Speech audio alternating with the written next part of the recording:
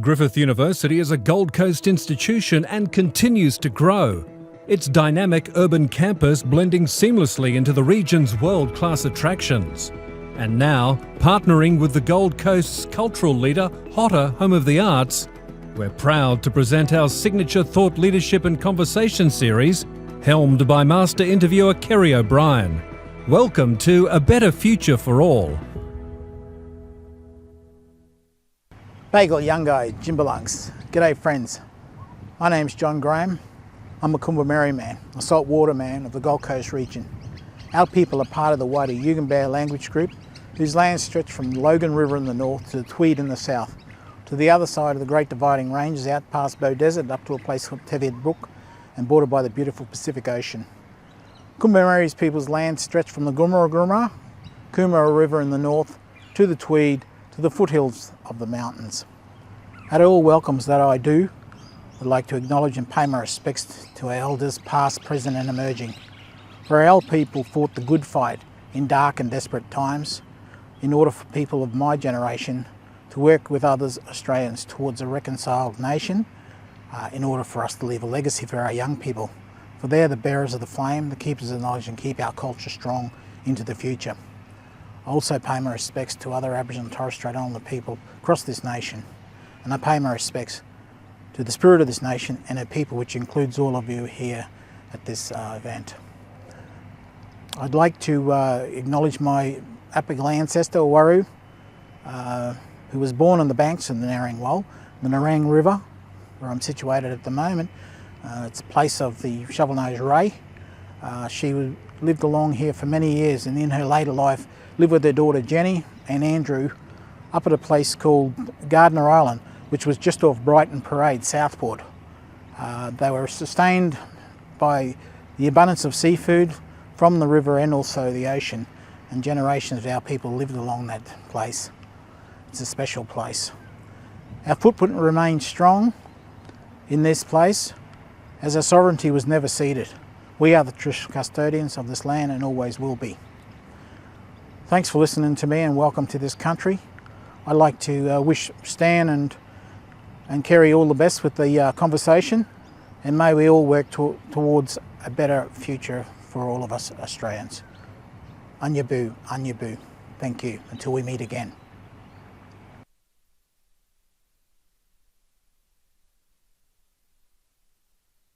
Hello everyone. My name is Carolyn Evans and I'm the Vice-Chancellor of Griffith University, the co-host of this event along with HOTA, Home of the Arts on the Gold Coast. HOTA and Griffith University proudly acknowledge the traditional custodians of the various lands on which we are meeting. We pay our respects to their elders past and present and recognise their continuing connections to the lands, waters and extended communities throughout South East Queensland. Welcome to another chapter of our series of fascinating conversations, A Better Future for All. Due to reinstated COVID restrictions, unfortunately, we're unable to have this discussion in our usual home at HOTA. So thank you to all of you for making time to join us for this live stream instead. I know it's not quite the same as being in a room together, but we are thankful that the event can still go ahead online. For this event, we are thrilled to welcome renowned political journalist and one-time Griffith professor Stan Grant as our guest of honour. A proud Wiradjuri and Kamilaroi man, Stan has spent the past 30 years working to establish himself as one of the country's most passionate and respected reporters and commentators. A prominent First Nations advocate for First Nations rights, Stan is both fearless and thoughtful in his approach to exploring issues of national significance. Best known for his fruitful and lengthy partnership with the ABC, Stan has worked with a number of local and international networks over his career, including NITV, Seven, SBS, Sky News, Al Jazeera English and CNN, where he worked as a foreign correspondent. It was during his time with CNN that Stan developed an interest in the then emerging geopolitical giant that is China. His insight into the superpower's rise to dominance has seen him earn great respect as an expert on the subject, ultimately landing him the role of co-host on ABC's China Tonight. In addition to his broadcast work, Stan is also chair of Indigenous Australian Belonging at Charles Sturt University and was from 2018 to 2020 Professor of Global Affairs here at Griffith. Yet somehow, among all of that, he's also found time to become an accomplished author, having published 6 books since 2002. His most recent, With the Falling of the Dusk, is a fascinating exploration of the factors that shaped international relations in the wake of World War II, ultimately creating the global order in which we live today.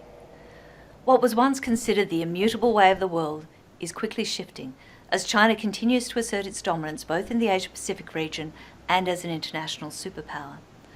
Drawing on that expertise that served him so well in his role as the ABC International Affairs analyst, Stan examines this and all the other ways in which the established order is being challenged in the face of changing social, economic and environmental circumstances, to tell a story that is as much about how these forces affect us on a personal level as they do on a global one. We're just thrilled to welcome Stan back as our guest, and we're equally pleased to have Kerry O'Brien once again steering this week's conversation. As is one of the country's most well-known and revered journalists, it's been such a joy to watch Kerry take command of these events over the past several months, using his inimitable interviewing skills to unfailingly bring out the best in our esteemed roster of guests. Bringing these two titans of Australian journalism together is a special event indeed. I'm sure you'll agree their chat promises to be a truly captivating discussion about the state of our world, what is, what was, and what may yet be to come. So without further ado, let me hand over to Stan and Kerry. Welcome to this 9th of the Griffith-Hotter Conversation series.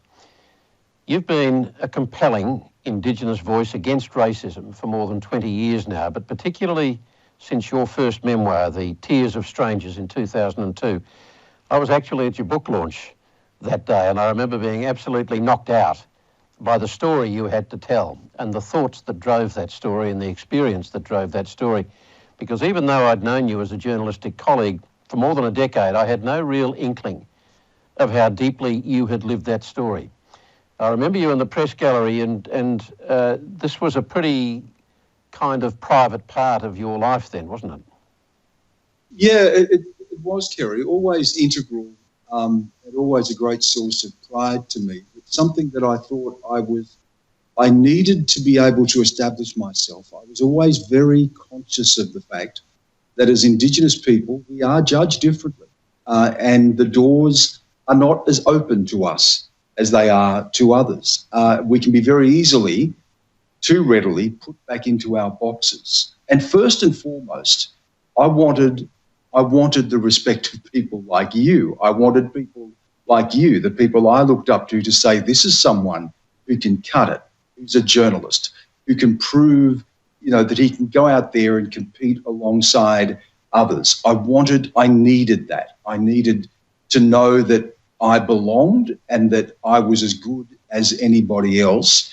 And I think I didn't want to carry the load that I knew that being an Indigenous person in a public way can often be a burden. So look, I said, I'm going to go out there, I'm going to be a journalist, I'm going to turn up, I'm going to get it there earlier, stay back later, work 10 times as hard, because I want this to last. Stan, there were a lot of people who carried those ambitions who were not Indigenous. I did myself. I was very conscious of the need to earn the respect of peers and my seniors as I was coming through the ranks of journalism too. What was different about it for you? I know you. One of your favourite authors is James Baldwin, the wonderful American writer, the late American writer. He was a touchstone for you, but you said Baldwin sounded like home to you when you first started reading him as a young boy. Quote, "We were living in a world that could not see us, and Baldwin made me visible." He did. He spoke to me in so many ways, not the least of which is that the book that I first read of Baldwin's, Go Tell It on the Mountain, which was ostensibly a fictionalised version of his own childhood of growing up in Harlem, the son of a preacher, the issues that he had as a young black man then. Well, I didn't grow up in Harlem, but I grew up in a black community. I grew up in a black church. My uncles were pastors in the church on the mission. Religion was a part of our life. Blackness, racism was a part of our lives. And Baldwin spoke very powerfully to me. But he also, Kerry, spoke to me about how we survive, because we are invisible. And to become visible to white people, if I can use sort of broad term as that, is that We are either conforming to what white people expect of us, we are objects of pity or derision, or we essentially assimilate. We become just like white people. It's incredible that the more successful that I've become as a journalist and the more material success I've attained in my life, how often people will say to me, "Oh, but you're different to the others," or "You're not like the others." Well, the others are my family. So it is different, Kerry, because we're entering a world that was not designed for us. I share with you a really strong working class roots, and being a member of the working class makes you very, very aware of your own difference. But when you add race and indigeneity to that, it becomes a very difficult process of navigating a world that is not designed for us. Baldwin once said, and I took this to heart, "I have spent a lifetime watching white people and outsmarting them so that I may survive." And in no small measure, in my own, even back then, when I first met you and we first sort of entered the press gallery, I was watching and I was trying to outsmart people so that I may survive. Because, when we fall, there is no safety net and there is often no way back. And there was no one else there, Kerry. There was no other Indigenous person in the press gallery. There was no other Indigenous person in the newsrooms. There was no one I could look to who had trodden that path before me. I was very much alone, very much supported by the likes of you and great friends that I had, but very aware that the rules were different. No doubt about that. Yeah. So I'm going to come back to that in a minute, but I want to know how you managed to break the mould for a young boy living in Western New South Wales in poverty, travelling from town to town and school to school, to pursue a future so different from what history decreed should have been your fate. How did you do that? A lot of good fortune, good timing, luck, support, an incredible family. Mum and Dad were born under the coalface of Australian racism. Dad, a black man, Wiradjuri mother, Wiradjuri father, born on the hard scrabble missions of Western New South Wales, under the rule of the police. Every single thing that we know has happened to Indigenous people has happened to my dad's family. They were brutalised by the initial invasions, forced off lands, pushed onto missions, families taken away during the stolen generations, incarceration, police brutality, all of the things that we know of, the worst of that experience he had experienced and his family had experienced. My mother, born to a Gamilaroi father in Coonabarabran and a white mother, which made it even more different again, because being someone who had a white mother, they couldn't live on the mission. They lived on the fringes of town. Her mother stopped having her children in the hospital, turned away because she was having the children of a black father. She would see her father arrested for drinking alcohol and paraded down the streets with the other black men like they were, slaves or something. I mean, it was a tough life for both of them. And they had made a decision, when I came along and then my siblings later, that they weren't going to live under the hand of the state. They would get off the missions. They would take their chances on the fringes. We looked for work wherever we could find it. We moved from town to town. Dad worked in sawmills.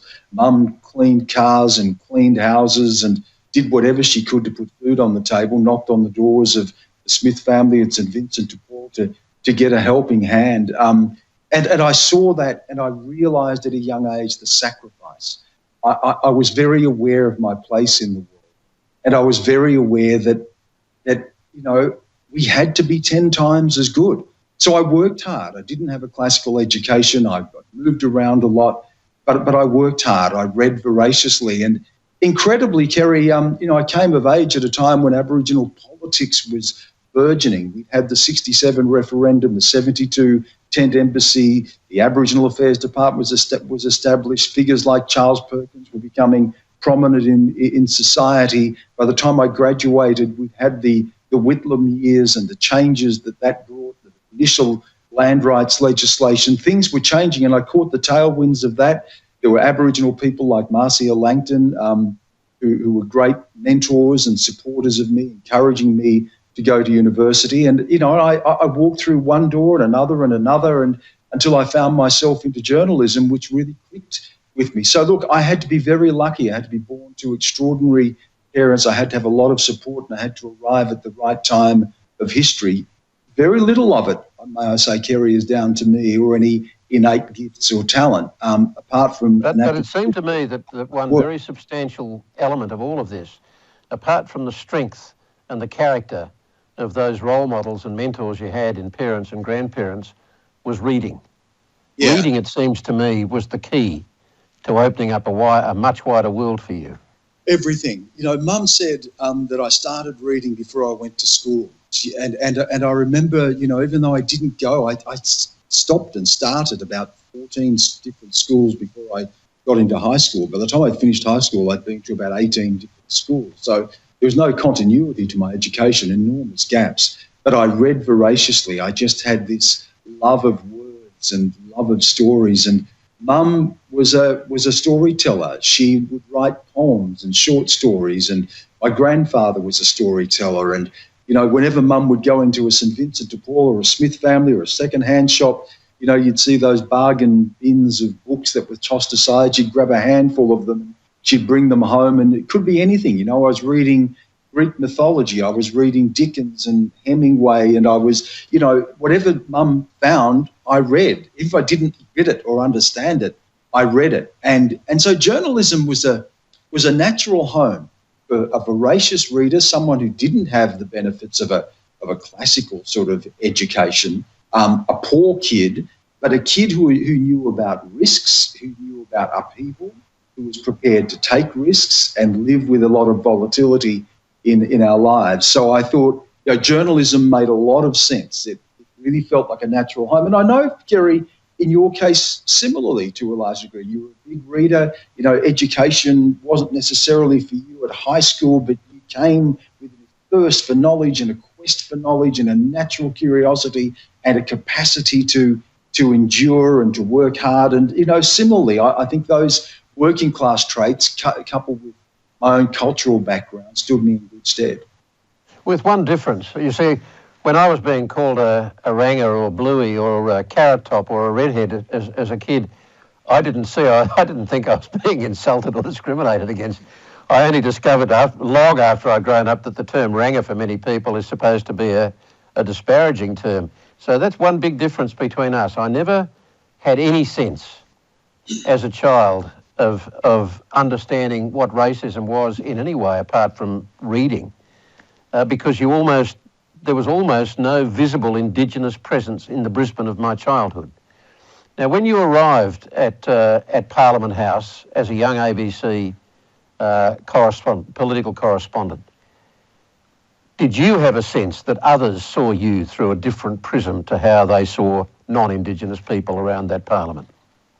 I knew I was different. I knew that I wasn't like the others. Funnily enough, George Megalogenis, great friend of ours, and was there at the same time. We're similar age and we came in at the same time. I remember George and I sort of looking at each other and going, well, he's a Greek and I'm a black fella, and we were about the darkest there were in the press gallery. So we sort of clutched together and and found a bit of a brotherly bond through that experience. But look, I was aware of the difference, but I also found, Kerry, that journalism and look, it was a hard place, journalism then. It asked no quarter, gave no quarter, and they were irreverent and by today's standards,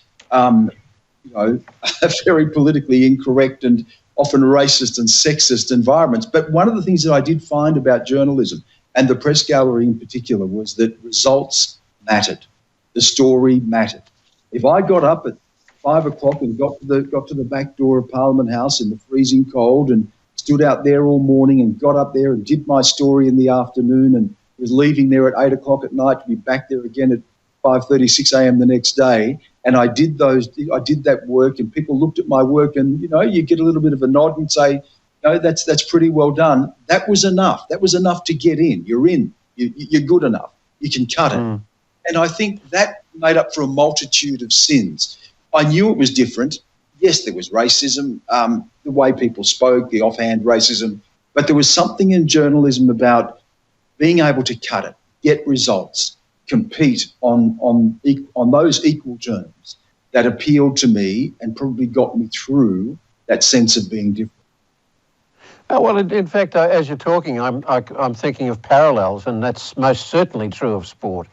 For a long time, sport was almost the only path to that kind of white man success, if you like, for Indigenous people. And yet that didn't, even in recent times, that hasn't shielded Indigenous Australians from the worst kind of racism. And you did that documentary on Adam Goodes. I mean, that was not that long ago. And you know what, Kerry, even in journalism still, that despite the measure of success I've been able to have and other Indigenous journalists coming along behind us, there is still so much ingrained in journalism, attitudinally, representationally, that speaks to an inbuilt structural issues of racism, the way that Aboriginal people are portrayed, the stories that are done, the lens that's constantly focused on deficit and crisis and disadvantage that doesn't reveal the full scope of Aboriginal life. There are still all of those things. And Kerry, even in my daily life, you can still encounter issues of racism. I was filming just out the back of the ABC recently, just doing a stand-up out the back. Me and the cameraman was actually a Chinese guy. And a young guy in his 20s with his girlfriend wandering by, and as he got close to me, he just said loudly for all to hear the N-word. Wow.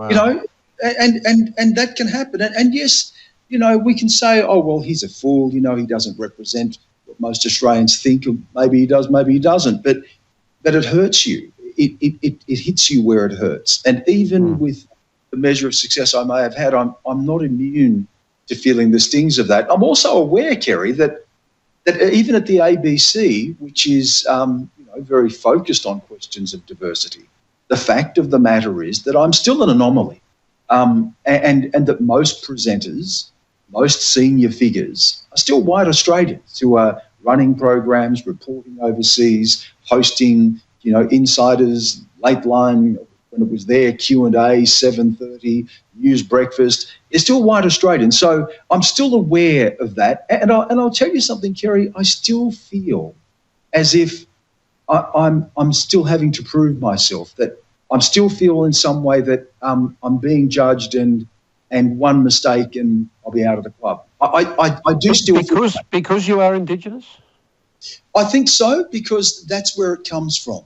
We were always made to feel as if we were the outsider. We were always made to feel as if we weren't good enough. And Adam Goodes could win grand finals, 2 Brownlows, be one of the great players of his generation and Australian of the Year, and still be kicked out of the club, still abused, still hounded. I'm very aware of that. And it does, there are ongoing feelings of inadequacy, because I look around and the people I see who are my peers and contemporaries, still not people from my background. And I am different to them, even though I'm comfortable. Yeah. You said back when in Tears of Strangers, talking about this success, the path to success for you and your conscious drive to succeed, you said, then each step I took was another step closer to becoming white, until eventually I became a success. Success for a black person can be the white man's cruelest trick. Because then they say to you, you're not like the others, or you become assimilated, that you become indistinguishable. And in some way... So we choose to invite you into our club. In the club. And then you're in the club on their terms as well, not on your own. And I've had to make compromises. I've had to, cut my suit to fit the cloth, to fit in. There are fights I could have had that I steered away from because I had to, keep my powder dry. And the other thing, Kerry, is that inevitably this raises a suspicion amongst your own. Who is he now? Who does he think he is? because you think he's better than us. He's uptown now. I don't get that to my face as much. Some people may feel that because I'm very strong and very attached to my culture, and my family is such a strong cultural family. But I'm aware of it, and it, you know, when success is seen as being white, to be not white and successful is a dilemma. And Baldwin wrote about that. Toni Morrison's written about that. You know, remember the people who said to Toni Morrison, why don't you write about white people? What is a successful African American? The white gays. And about the white gays. And, you know, is being a Nobel laureate not good enough? Now you have to write about white people? You see, you're always in the club on someone else's terms. Yeah. So in that same context, you've said that the price of entry to mainstream Australia has been a disavowal of culture and colour and even family. Was that true for you? Yeah, definitely. You know, look, I had to choose to move away. I had to choose to live away. Relationships, even in families. But disavowing is something else, Dan. It's not just moving away. Well, the times, Kerry, when I was a kid, and it's particularly when we moved away from Griffith and from small country towns where there was a big Aboriginal presence and my family was very strong there. When we moved to Canberra, and my sister and I are the only Aboriginal kids in the school, and my dad's there to pick us up in the afternoon, and I would hang back because I didn't want people to see me going up to my dad. That's a terrible bloody thing. And it's a very human thing, Stan. Yeah, and you know, and Kerry, and for some of those kids to can't be. I remember once Dad picked me up. I came back the next day, and someone in class said, "Hey, was that your father yesterday?" And I said, "Yeah," and he's laughed. And you die inside, and the little treacheries, the little, you know, the times that you turn away, the times that someone says something that you don't stand up for your own because you think, I'm not up for the fight, or I don't want the fight today, or those little disavowals, they hurt, and they are often the price of entry. And it's a terrible price to pay. Every Aboriginal who's had some measure of success would tell you that story. Right. You quote another US author, Manning Marable, blackness in a racially stratified society is always, quote, the negation of whiteness. To be white is not a sign of culture or a statement of biology or genetics. It's essentially a power relationship, a statement of authority, a social construct which is perpetuated by systems of privilege, the consolidation of property and status. Yeah. Colour and race are not real. There are no races. There is a human race with a range of genetic variations both in groups and outside of groups, often greater within groups than outside of groups. But we belong to to Homo sapiens. We are a human race. The idea of racial division, particularly the idea of blackness, emerged with what we see as the modern world, the post-Enlightenment world, when people could conquer other people's lands on the basis of saying that these people had no form of government, or they were savages, or we could steal them and force them to work for us for nothing and call them slaves on the basis of colour and some perceived racial hierarchy. That is an entirely constructed thing, and yet it is real in the impact that it has on our lives. And Manning Marable making that very obvious statement that to be black is the negation of whiteness. White is to be free from any of those assumptions, or free of the idea even of identity. White people can choose to be or not to be whatever they wish. That old line that I think, therefore I am. I think for black people it is, I think, therefore I have to explain myself. Yeah. It must have struck you over the years with all the reading you've done, how often with white authors, they see no purpose or no reason to describe a white character as white. Yeah. But anyone who is not white is described as black or whatever that difference might be. But white never has to be identified in the eyes of many white writers. And therefore reflecting, I guess, the rest of us. I'd come back to Toni Morrison again when she was asked those impertinent questions about, why don't you write about white people? And first of all, she said, would you ever ask the similar question of Tolstoy? Why don't you write about people? Why don't you write about people who are not Russian? But she actually said something, Kerry. She said, you know, I write about white people all the time. You just don't realise. She said, when you see the black person walking down the street and I describe them stepping to one side as someone passes by, who do you think that person is that's passing by? She says, I write about white people all the time. So, again, it comes back to Baldwin. I've spent a lifetime watching white people and outsmarting them so that I might survive, you know. The rules are different, and yet they are the rules. And what is maddening for me, Kerry, is that I've probably spent more time trying to think myself free of all of that. I don't want to live in that black-white binary. I don't want to buy into the language of race. And yet it is so difficult to live in a racialised world without being dragged back in to that need to constantly explain yourself and navigate a world that was not designed for you. Now, when you were growing up in those years, Stan, there was no one like you out in the public gaze. There was a Charlie Perkins beginning to make his way, and that was about it. There were some standout black leaders, Indigenous leaders, but those who became the nucleus of Indigenous leadership in Australia through the 70s and mostly 80s, 90s and so on, they were really just starting to emerge. I wonder if you feel it has made a difference to the overall story of the cost of the colonial takeover of Indigenous history in Australia, that there are now Indigenous doctors and lawyers and teachers and journalists and writers and other great cultural contributors in growing numbers, and even police and a sprinkling of parliamentarians. Is that making a difference? Is the story starting to turn around? The story is being told, and it is through our persistence and survival and endurance and talent that we are achieving that. Is it making the difference? Is it permeating the consciousness? Is it part of a national narrative? Or is it still seen as the other history, the Aboriginal story? This is, you know, we're still on that journey, and you're right. You know, there are more. When I went to university, we could all, you know, the Aboriginal students there could all sit around a dinner table.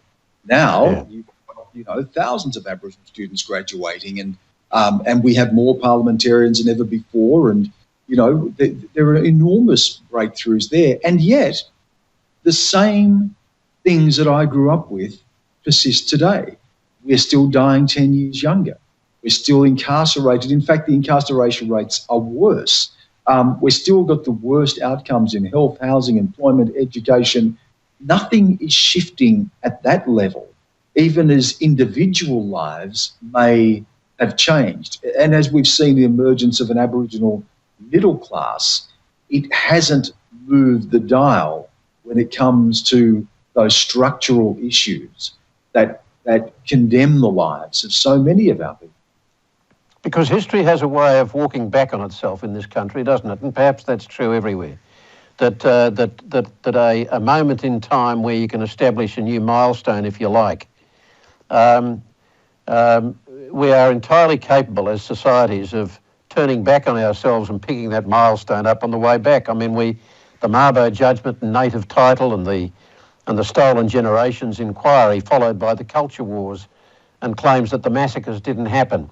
Native title watered down after the Wick judgment. The National Sorry Day, followed, as you say, by the failure to close the gap. And now the rather feeble attempts to provide a credible response to the Uluru Statement. So when it really boils down, you wonder sometimes, the saying usually is 2 steps forward and 1 step back. Sometimes I see 1 step forward and 2 or 3 steps back. And where is the political will? Without the political will, we won't see that change. And at each turn, I mean, even, you know, someone like Bob Hawke, who was, you know, said ostensibly was committed to these issues, promised a treaty, and then retreated from that in the face of opposition. We had the Mabo decision, and then we had the native title, which, you know, extinguished a lot of the potential of Mabo, even as it enshrined native title at law. You know, you need that political will to bring about the change. I've always felt too, Kerry, that there may be a disconnect between where Australians are at and where our politics is at, I think there's probably been a growing awareness culturally and socially and through new histories and stories and films, and that people are embracing another idea of Australia that doesn't see Aboriginal people as something to be swept aside, but indeed are at the heart of what this idea of Australia is. But that hasn't permeated our politics, and at the cultural level, you talk about the cultural wars, we still see these things ferociously fought. And whenever there is a backlash, you see politicians turn away from it rather than bite down hard and confront that. They know they're going to lose votes, so they run a mile from it. And you know, without that political will, we're not going to see the big change, you know, that we need to see. And I think also, Kerry, you know, the country itself lives with a deep sense of its own illegitimacy. No one can live in Australia and not know deep down what happened. A people's land was stolen. Those people were slaughtered. Those people were locked out of society, segregated, excluded, continue to suffer today. It hurts the soul of the nation. And I do feel as if that is palpable in Australia. And that's the quest we're on, the quest to heal the soul of the nation and to also bring about the political change that is necessary for Aboriginal people to live free of the weight of... That sort of broad discussion about the colonial legacy, if you like, the harsh colonial legacy with regard to Indigenous Australians. Of course, post-World War II, there's been this explosion of so many other cultures coming into Australia, and for them, Australia really begins when they arrive. And I wonder to what extent the important preoccupation at the level of national debate about the need for the story to be told in a formal way, the storytelling process, the treaty-making process, the serious revisiting of curricula in Australia to ensure that Indigenous history is properly told. You wonder how real that is for people who say, well, I wasn't part of that colonial past, I've only just arrived, I just want to get on with my own life. Yeah, I think you've touched on something really interesting there. You know, to most people, Australia is an extraordinary nation. If you've left, you know, war-torn car parts of the Middle East, or if you came on a boat from Vietnam at the end of the Vietnamese War, or wherever you may have come from to find your way here, this is it's often heaven. You're free of the conflicts of your homeland. You can make a new life for yourself. You know, it's an extraordinary nation, and I think that's the paradox of Australia in a sense, is that by global standards, what we have built here is remarkable. Remarkable. We are as cohesive, broadly tolerant, multicultural, democratic, safe, prosperous as we are, is exceedingly rare in the world. So then when you come to Australians and you say to them that there is a project of moral rehabilitation as well, there is a need to revisit the story of the country. They look at themselves and say, what do you mean? You know, I pay my taxes, I cut the lawn on a Sunday, I coach a local football team, I'm a good citizen, Australia's a good country. What's wrong with us? It's very hard when people don't even see us to make people see the other Australia, when Australia looks to so many like a Valhalla. Yeah. And you've since travelled the world as a trained observer, and you've seen racism and the harsh legacy of colonialism played out again and again. In your latest book, With the Falling of the Dusk, you say you've looked in the eyes of an old Chinese farmer working his arid land, or a war-ravaged refugee in a Syrian refugee camp, and seen the eyes of your parents. You've seen a replication of what you're talking about here. Yeah, it's the weight of history, Kerry. And even when we talk about history, what are we talking about? We're talking about a Western concept of history that is an arc, as they see, of progress. And in that arc of progress, so many others were swept aside. Colonisation, empire. You know, you look at China as an example of this. I mean, we see the return of Chinese power now, or the rise of Chinese power as we like to see it. But For the Chinese, this is vanquishing history. This is overcoming the history of humiliation, the humiliation of the Opium Wars, of colonisation, of brutalisation. I saw this throughout the Middle East, throughout Africa, throughout Asia, and those people's stories mirrored my own. And that cleavage between the West and its ideas of progress. Indeed, in the West, there is an idea that you live free of history. Remember Francis Fukuyama's declaration at the end of the Cold War, we've reached the end of history. Western democratic liberalism is the highest vantage point of humanity. Certainly the highest vantage point of arrogance in that case, but go on. And hubris, but for much of the world, of course, we live with the weight of that history. And that's what really enticed me as a journalist. I was telling the stories of these people, but trying to understand the story of myself as well. And in many ways, Kerry, I would love nothing more than to live without the weight of that history. I don't want to be poisoned by history. I don't want to carry the resentment of 100 years of humiliation as the Chinese do. I don't want to carry the burden of all of that trauma. And yet it is inescapable when you live in a world where that, as I say, that cleavage between a Western idea of progress and those who have paid the price for that progress is played out still every single day. How do you think you've changed? And I guess this, unless you sit inspecting your, navel gazing through your life, it's probably a hard one for anyone to answer, really. But you do too much. How do you? I thought I'd gone to Byron Bay to contemplate my navel, but that hasn't worked. So how do you think you have changed? Since you began your pursuit of career as a journalist, with all the things you have seen, the knocks you've taken, the successes you've had, how do you think you have changed? What impacts have these things had on you? In some ways, Kerry, I don't think I have changed at all from the little boy who tried to scrub the black off his skin in a bath, who saw the way his parents and grandparents were treated, who looked out on the world and realised that somehow we were different. That is still in me, and what I've been on is a quest to understand that world. It has deepened that understanding. It is grappling with all of the complexities of that. What I started out as a little boy, I still feel in many respects I am, and that is someone who is uneasy with the world, even uneasy with myself. There's a great line from Franz Kafka: how can I identify with the Jews? I can't identify with myself. And in some respects, even the easy identification with my own people is not as easy for me, because I ask so many questions of myself. So I'm still that kid asking questions, reading voraciously, trying to understand. It has just deepened with time, and the questions have become even more confounding.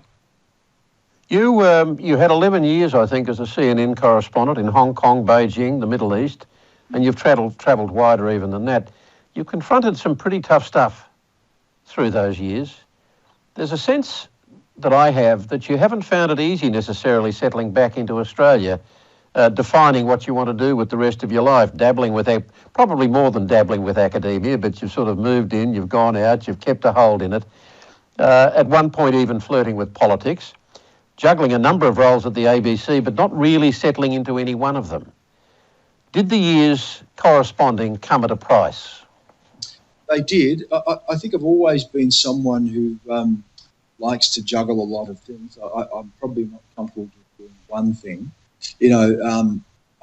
I like academia because it's a headspace for me, and I like to have a little refuge, and it's a place, a different vantage point on the world that journalism doesn't give you, in that sort of following the bouncing ball of news each day. But I do like doing a whole lot of different things. You're right that I've never really settled in Australia. In fact, I've never felt settled in Australia at all, ever. Not as a kid, not as an adult. I love it deeply, passionately, and with a great intensity. I love the smell and the sights and the sounds of it, and yet I still don't feel at home even here. And at any moment, I feel I can pack up and leave and move overseas again. But in terms of what the... That must be unsettling.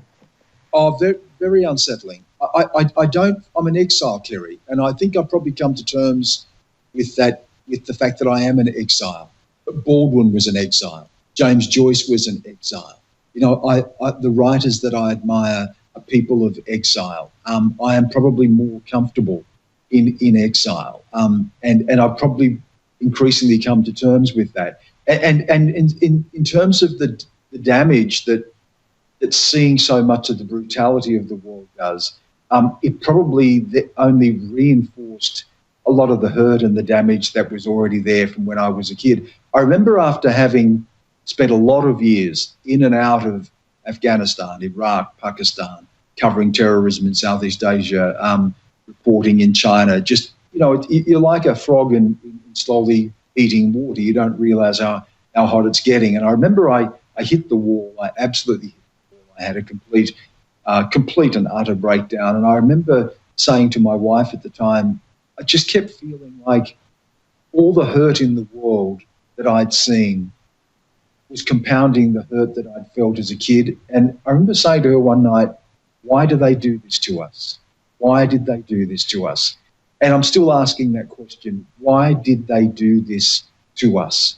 What did my family ever do to deserve this? And the hurt that I see in the world when, you know, people come in and the damage that's done in war. Why do you do this to people? And I carry that deeply, Kerry. I mean, apart from the... Well, it's the great puzzle of humanity, isn't it? I mean, I suppose if there's one thing that hasn't changed through history, it's human nature, with all its high points and all its awful lows. Isn't that true? It is. And I've seen incredible capacity for survival and endurance and the best of humanity, but I've seen so much of the worst of it. And I am given to a dark view of the world because there is so much darkness. And I have a lot of nightmares about it, you know. A lot of the time I'm not even aware of them. But Tracy, my wife, will often say to me that I had a bad night. I was kicking and thrashing and running and shouting, and, you know, the nightmares have come and gone. At various times in my life I've had to lay on a couch in a dark room for weeks on end, just trying to process all of those things. And the thing I've realised is that it was never just the horrors of reporting the worst of the world. It was where they came from in me, and being a kid that grew up with so much uncertainty and knowing where that came from, and always feeling very deeply the hurt and the pain of those people around me. And good people, Kerry, good people who did not deserve it. Yeah. You mentioned Afghanistan in passing, Stan. Here we are now after the longest war I think that Australia has ever been involved in. And the West has walked away from Afghanistan and the Taliban is on the way to taking it back to where it was. So what was that all about? What was it about? What is the post-World War II world been about? I mean, we think about, you know, the Korean War, which in fact may be the longest war because it still never ended. There's still not a peace treaty, just an uneasy truce. The Korean War, what was that about, to leave divided Koreas that have never been able to come together, and now a North Korea that is a nuclear threat? What about Vietnam? What was that all about? America's record of war for the most powerful military the world has ever seen post-World War II is not a victorious one. You know, Korea, withdraw from Vietnam, now withdraw from Afghanistan, the Taliban resurgent and claiming victory, now ending combat operations again in Iraq, which last time they did this led to the rise of ISIS. It's maddening the number of times we repeat this. And I think one of the lessons, Kerry, is too that the idea that you can go in and you can remake countries, that there is this idea of nation building by force, we've seen time and time again, does not work. But who's left at the mercy of this? The ordinary people of Afghanistan. Yeah. I mean, how do you set about explaining today to somebody who wasn't adult at the time how we got into Iraq and how we got into Afghanistan and what we've learnt from those failures? And where do you start with something like that as well? I mean, we could start at 9/11 and say that those attacks precipitated the war of Afghanistan, and then we led us to Iraq. But of course, we know that even that was predated by events. There were things that led to that. There was the support of the Mujahideen in Afghanistan during the war with the Soviets that sowed the seeds for the rise of the Taliban and Al-Qaeda, often aided and assisted with American money. So where do you begin to explain a world that is so maddening and so complicated? Afghanistan, which is seen as the sort of virtuous war, a response to the brutal attack on the US in 9/11. But then the war of Iraq, to go in there on the pretense of weapons of mass destruction, which we knew at the time Saddam Hussein did not have, to then overthrow that regime and leave a vacuum that would see the rise of groups like Islamic State. These decisions that were made, one after the other, misadventures that made the world worse. And it's easy to sort of say, well, we'll put the blame on George W. Bush there, but let's look at the Obama years. I mean, the Obama years were not a shining example of how to run foreign policy.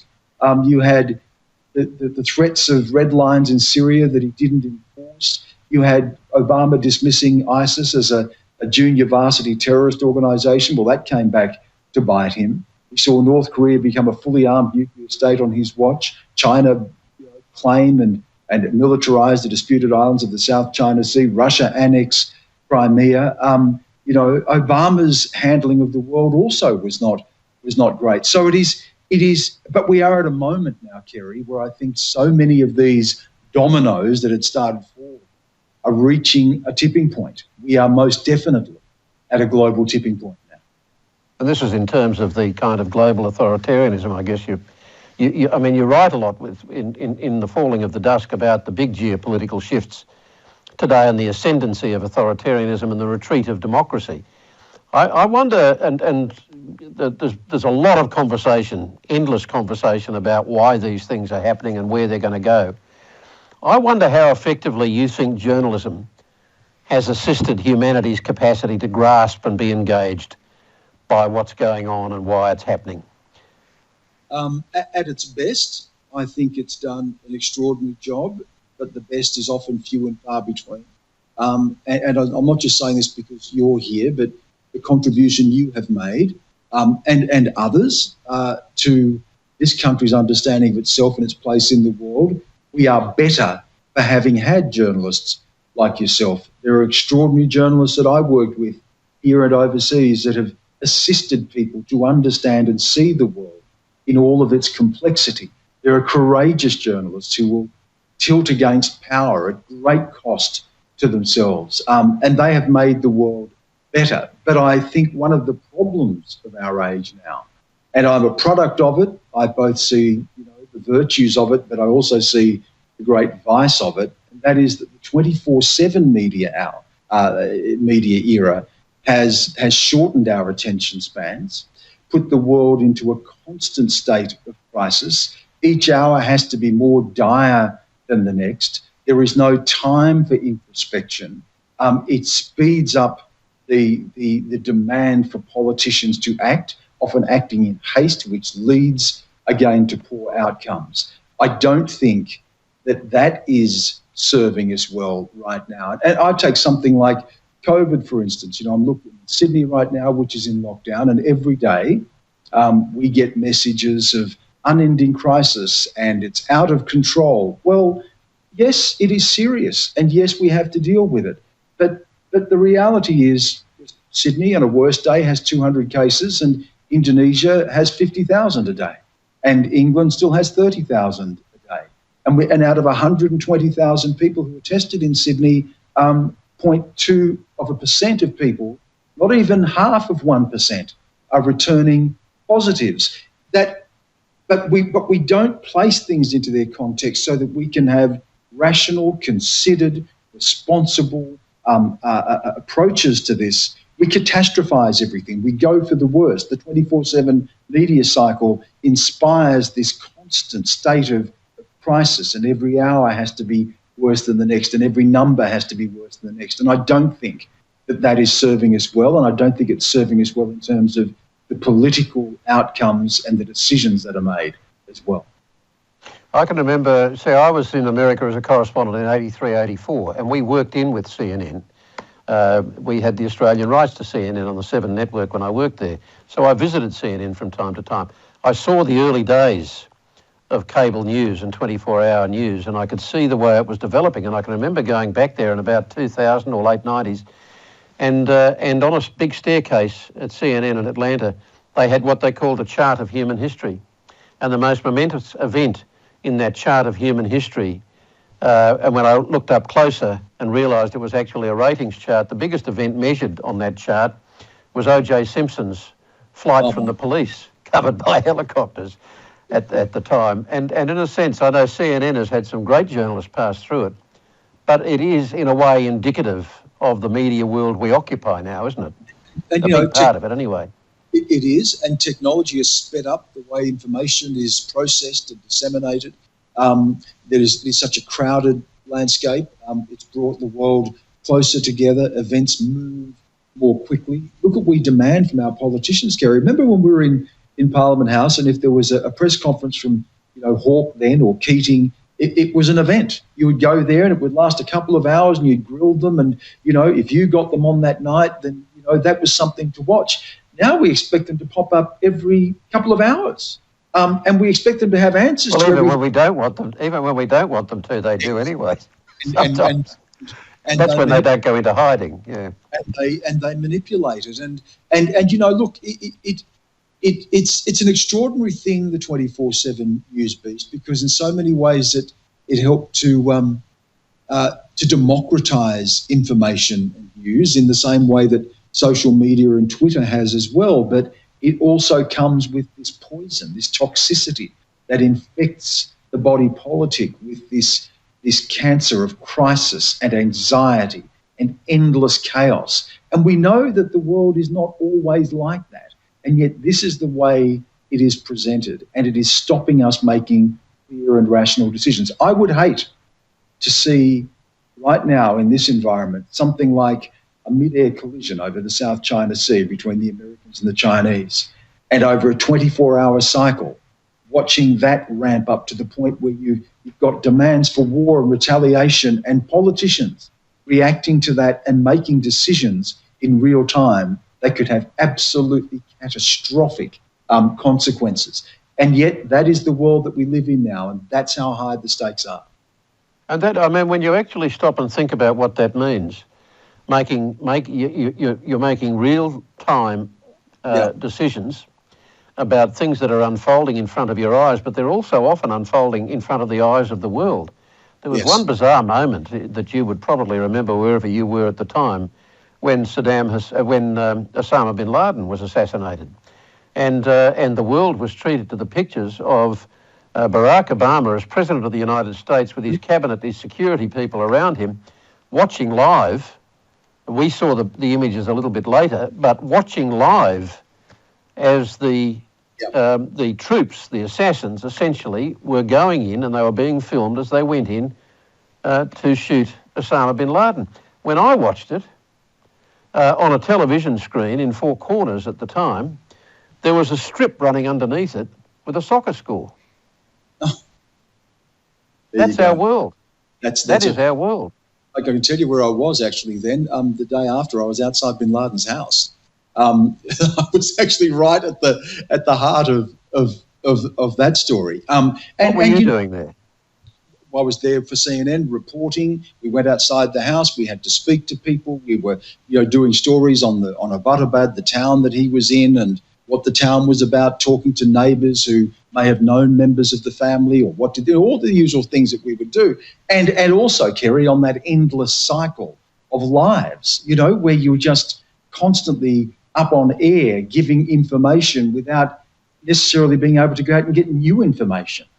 You become trapped on that treadmill. Oh, great, you're in a great location. You're outside his house. Let's go live for the next 12 hours, Yeah, and in the end, there's a battle there for the journalist between fundamentally good journalism and just a great wall of words coming out, isn't there? Yeah. And the best ones. And often, sometimes, the words, the mouths are going, but you're not hearing the words. No. You've stopped listening.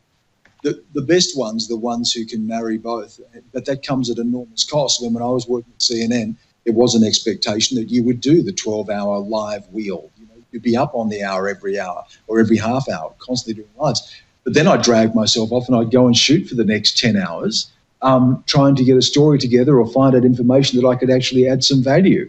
Then I'd sleep for 2 hours and I'd come back up and do it all again. And, you know, there were times when I would go 3-4 weeks on, at best, 2 hours sleep a night, but it was that or not do your job properly. You know, technology has been amazing in the way that it has allowed us to broadcast from anywhere with nothing so much as a briefcase, but it has also trapped us in the tyranny of that constant news cycle and the demand for new information, and not just information, but the most dire information, Kerry. Crisis. Well, you wonder how we break that cycle to the extent that cycle is unhealthy, fundamentally unhealthy. Yeah. And if it's unhealthy to journalism, it's unhealthy to democracy. How do we break that cycle? We dance, the dance between journalists and politicians in particular is a dance with the devil. We might see them as the devil, they might see us as the devil, but it's this strange dance that goes on where on the one hand each feels that they have to try and keep the other honest, but we need each other. And so we each have created this circumstance which is fundamentally unhealthy. You know something you once said to me, and I've never forgotten this. In fact, it became something that became a real motto for me. You said to me, you wouldn't even remember this, Kerry, but I'll tell you where we were. We were in the city in Garoona Place, and we were having lunch, and I was talking about career and journalism and what we do. You said, mate, no matter what you do, make sure it matters. And you know, I've probably let myself down sometimes with that, but by and large... I'm sure I have, Stan, but do go on. But by and large, I've tried to make it matter. Now, in terms of what we do with this era of journalism, which presents incredible opportunity, I mean, I've had a career that would have been unthinkable in any other era because of the capacity to, you know, of the advent of things like CNN and 24-hour news and the capacity to report the world from anywhere in real time. Extraordinary. But how do we get the most out of this? And personally, I think this is part of our responsibility as journalists to make it matter, is to make sure that we utilise everything at our disposal. So, you know, I have a career where I do television. I pop up on air on News 24. I'll do some long-form journalism for Four Corners. I write regularly for ABC Online. I've made some films. I write books. All of this is about taking the idea of our responsibility seriously, making full use of everything that is at our disposal to help enrich people's understanding of the world, to raise issues, you know, to bring some depth and some understanding, to bring our experience to it, our perspectives to it. It's hard work. It means you don't clock off. You don't just say, I've done my 8-hour shift. But you come home and you think and you read and you write and you look at new ways of doing it. Now, that's what I personally do, and that's what I think the best journalists are doing. And this is an amazing opportunity this time to really, really make full use of everything at our disposal. Except at the same time, Stan, I have this terrible feeling that there is so much happening, particularly so much bad news in the world, and certainly we're reporting all the bad news, that there is simply too much for people to absorb. This is an age of anxiety. It's an age where many people are turned inward. Many people have carried their own fears about their future, the future of their children, the future of work, all of these sorts of big questions. And now we Australians are being told to worry about China and to worry about how America and China can reach an accommodation of shared power at some point in the next 10, 20 years without the next fearful world war. Are you an optimist or not on China and the West's capacity to deal with China as it emerges as a fully fledged world power? Very much more of a realist, Kerry. And one of the things I think we should keep in mind, and again, to go to this point of the endless catastrophisation that we see in our news, where right now you would think we're one step away from war with China. I mean, the fact of the matter is that China's rise has been remarkable in that it has happened without conflict. We have seen a country go from being a basket case that could not feed itself, the sick man of Asia, as it was known, to on the cusp of being the biggest economy in the world. It is an indispensable nation. Yes, it is a communist regime that does not share the democratic values of the West, and yet it is incorporated into a global order. It is a member of the UN Security Council, a member of the World Health Organization, a member of the World Trade Organization, signatories to international covenants like the Paris Climate Accords. It contributes to global peacekeeping. I think the way that we've managed the emergence of a real superpower that does not share values, in fact, its values are often hostile to what are seen as Western liberal values, has been a remarkable achievement. Now, can we continue to do that? Reality would tell us that we are reaching a point where we may be at a point of no return. We are the architecture, the political architecture needed to navigate what is an uncomfortable big power rivalry is diminished. If there were to be an accident, if there was to be a miscalculation that escalated things, how would we talk it down? That's what I worry about.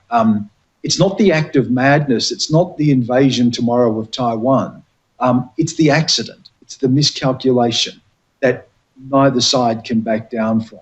And when I see this sort of talk of a new Cold War and the fact of the matter that, that our politicians can't speak to theirs and America's diplomats are not speaking to Chinese diplomats, and that's not good for the world. So, look, I don't know if we can pull this off. I think it's remarkable that we have thus far, but we are at a real hinge point where there is an authoritarian superpower in the world, and it is changing the nature of our world, and it is happening at a time when the ballast to that, the United States, which is meant to be the so-called leader of the free world, the beacon of democracy, its own democracy is diminished, its own power is diminished, and globally, democracy is seen as being in retreat. Put those things together and you have a dangerous hinge point. And I don't know that there are the great political minds, strategists, thinkers, leaders in the world that are equipped right now to deal with the worst potential outcomes here. Are you worried that at the capacity for Australia's perspective on China to be warped by short-term self-interest around the way we might use China for our own domestic political gain? I mean, how do you, even as a practiced China hand, work out what is accurate and what's not so accurate, what's being beaten up and what is real in what is fed into Australia from our own intelligence agencies, and how that is then used by government? How do we discern the reality from what is the truth in what we're being fed? It's part of the responsibility that I feel, someone who has spent significant time there. I lived there for the best part of the decade, and I've been reporting on, thinking about, reading about, writing on, living in China pretty much since the handover of Hong Kong in 1997. So I've got 25 years of thinking about this, and I see it as a responsibility to try to pick through that and to try to understand that, to look at China with a very clear eye and to understand that, Kerry, we are dealing with a country, particularly under Xi Jinping, which is increasingly authoritarian, where there is no free press, rule of law as we know it, where democracy protesters are shut down, where Uyghur Muslims are locked up in detention centres, China that can claim and militarise the islands of the South China Sea in contravention of rulings from the Maritime Court in The Hague, that will use trade as a weapon, and we've seen that against Australia. We know that, and we have to understand that. But we also have to understand what the political impulses are in our own country. And we know that the old, to quote yellow peril, the old touchstones of racism, the old fear, can be very persuasive and very easily whipped up particularly as we approach elections. And we have to be very clear about China, but very clear about the political motivations of what we see here. The reality is that we live in a world that is no longer just simply ruled by the United States. It is a world where power is contested. It is a world where our biggest trading partner is an authoritarian regime, does not share our values. It is a world where a miscalculation could tip us into a catastrophic outcome. Rather than inflaming that, where are the smart voices? That's what I look for. The people who are smart enough to see through this, to navigate this, to bring new ways of understanding to this, and to try to bring that to the Australian people, to try to understand when they're being duped, when they're being sold a political line, both from China and from here. Stan, we're also at the end of our time. That's another harsh reality that we have to face as journalists. But terrific conversation, and thank you very much. It's always a pleasure, Kerry, and thank you, mate. Thank you for all of your support over the years. And I cringed when I heard the introduction and saying the two titans of journalists. Oh, well, yeah. I'm in your shadow, mate, and you know that. Bullshit. No. Bullshit, Stan. In your shadow, and I think it's time to end this. and in your debt, to be honest. So thank you, Kerry. Stan, well, dare I say it, John Howard used to say it at the end of every interview, but a very real pleasure, Stan. Thank you. Thank you. On behalf of HOTA, Home of the Arts and Griffith University, I'd like to thank Kerry and Stan for such an interesting conversation tonight. It's important, especially in these times, that we keep the dialogue flowing. Thank you also to Caroline and the team at Griffith University for partnering with us on these very important matters. And I'd also like to extend a thanks to SAE Creative Industries for helping us bring this to the virtual world tonight. I'm thrilled to announce that the next In Conversations is in partnership with Bleach Festival 2021, and that conversation will be a very important conversation about the cultural industries and will feature speakers Rhoda Roberts and Wesley Enoch, talking again, of course, to Kerry O'Brien. We look forward to seeing you for that conversation on August the 16th. Welcome back then. Thank you.